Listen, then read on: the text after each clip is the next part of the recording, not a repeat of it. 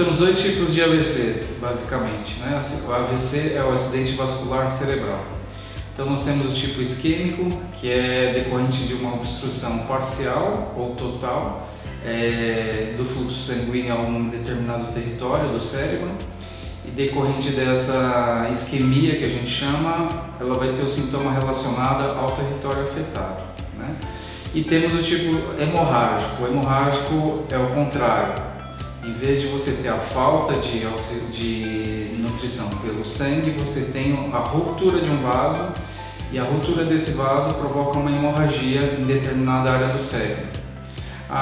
O hemorrágico é menos comum, corresponde de 15 a 20% dos casos, e o isquêmico é o mais comum, chega até 85% dos casos em algumas casuísticas.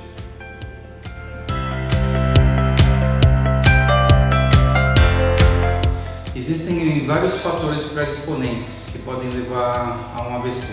Existem causas genéticas, hereditárias, e existem algumas causas que são adquiridas, né? Dentre elas, as mais comuns são obesidade, sedentarismo,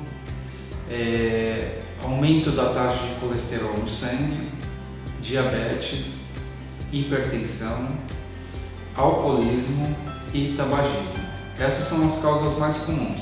Por isso que, como se diz, o AVC ele é muito evitável, porque depende muito do estilo de vida que nós levamos hoje em dia. Todos esses fatores somados, eles aumentam muito a incidência dos AVCs.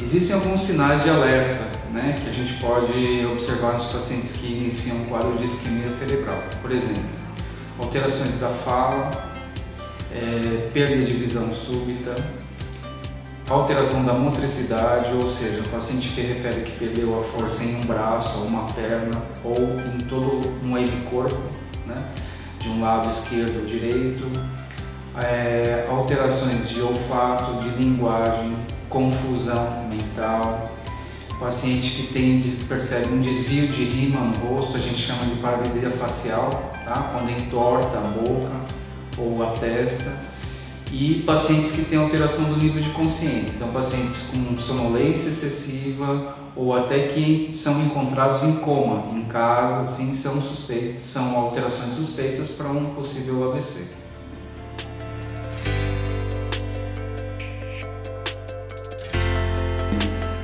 Então hoje o AVC ele é considerado como uma emergência médica. Antigamente não se tinha esse conceito. Por quê? Com o avanço do tratamento, principalmente na fase aguda, é muito importante observar esses sinais dos quais falamos que são os clínicos, para imediatamente, na suspeita, levar o paciente ao hospital. Por que é importante identificar isso rapidamente?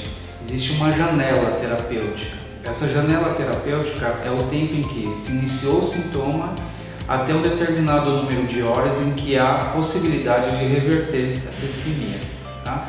Basicamente, a gente tem alguns tipos de tratamento que são específicos e outros mais genéricos.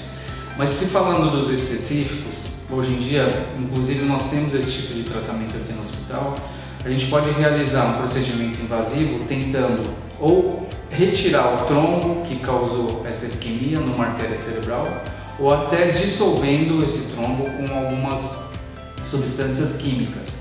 E isso é muito importante porque ele só pode ser feito dentro de um tempo, um delta T. Por exemplo, a trombólise química mais ou menos entre 4 horas e meia do início dos sintomas. A trombólise mecânica ela pode ser feita em alguns casos até 24 horas depois da isquemia iniciada. Então, o tempo é o fator mais importante para a gente tentar reverter a isquemia, que pode ser definitiva se a gente não fizer o diagnóstico a tempo.